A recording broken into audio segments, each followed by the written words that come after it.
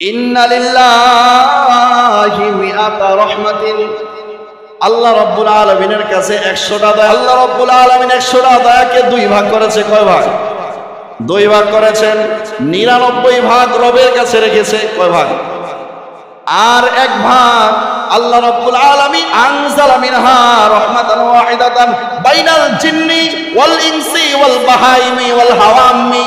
আল্লাহ রাব্বুল আলামিন শুধু একটা রহমত, একটা দয়া। আল্লাহ রাব্বুল আলামিন গোটা পৃথিবীর যত জিন আছে, গোটা পৃথিবীর যত মানুষ আছে, গোটা পৃথিবীর যত হাইওয়ান, চতুষ্পদ, জানোয়ার, কীট পতঙ্গ আছে, সমস্ত কিছুর ভিতর আল্লাহ রাব্বুল আলামিন মাত্র একটা দয়াকে আল্লাহ রাব্বুল আলামিন বন্টন করে দিয়েছেন। সুবহানাল্লাহ। এই একটা রহমত আল্লাহ তাআলা পৃথিবীর সমস্ত মাখলুকের ভিতর বন্টন করে দেওয়ার পরে আল্লাহর হাবিব বলেন, ফাবিহা ইয়াতাআতাফুনা বিহা ইয়াতারাহামুনা।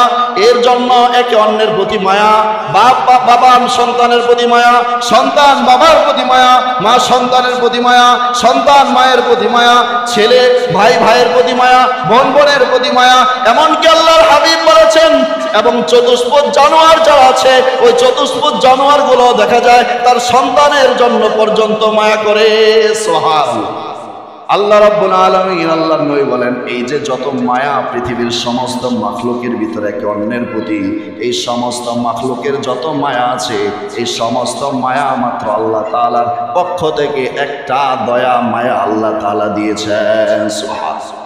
আর যেই রবের কাছে আরো 99টা দয়া আছে, বলেন ওই রবের কতটা দয়া, কতটা মায়া বান্দার প্রতি হতে পারে কল্পনা করা যায়? কল্পনা করা যায় না। একটা রহমত, একটা দয়া থাকার কারণে পৃথিবীর ভিতর মানুষ এবং মাখলুক পর্যন্ত একে অন্যের প্রতি দয়া করে। আল্লাহ বলেন, আর বাকি 99টা দয়া আমি রবের কাছে আছে। শোনো শোনো, ওই দয়ার মাধ্যমেই আজ দুনিয়ার ভিতর বেঁচে আছো নাফরমানি করার কারণে। এরপরে আল্লাহ নবী বলেন, ওয়াখারাল্লাহু 99 রহমাতান, 99 রহমাতান ইয়ারহামু বিহা ইবাদাহু ইয়াউমাল কিয়ামা। আর ওই 99টা রহমত দ্বারা কিয়ামতের দিন আমার বান্দাদেরকে, যারা আমার অনুগ্রহ প্রাপ্ত বান্দা, আমার প্রিয় বান্দা, তাদের কাছে, তাদের জন্য আমি আল্লাহ তাআলা আমার বাকিটা 99 দয়া দ্বারা রহমত করব। সুবহানাল্লাহ। আমার যত 99টা বাকি 99টা দয়া আছে, এই 99টা দয়ার মাধ্যমে আমি কিয়ামতের দিন আমার প্রিয় বান্দাদের জন্য ওই দিন রহমত, ওই দিন আমি দয়া করব। ওই দিন আমার দয়ার কোনো সীমা থাকবে না, ওই দিন আমার মায়ার কোনো সীমা থাকবে না। আজ পৃথিবীর ভিতর, গোটা পৃথিবীর ভিতর একটা রহমত, একটা দয়া দেওয়ার কারণে তোমাদের এত এত মায়া, এত এত মায়া, যার কারণে তোমরা অন্যের জন্য নিজের জীবনকে শেষ করে ফেলো।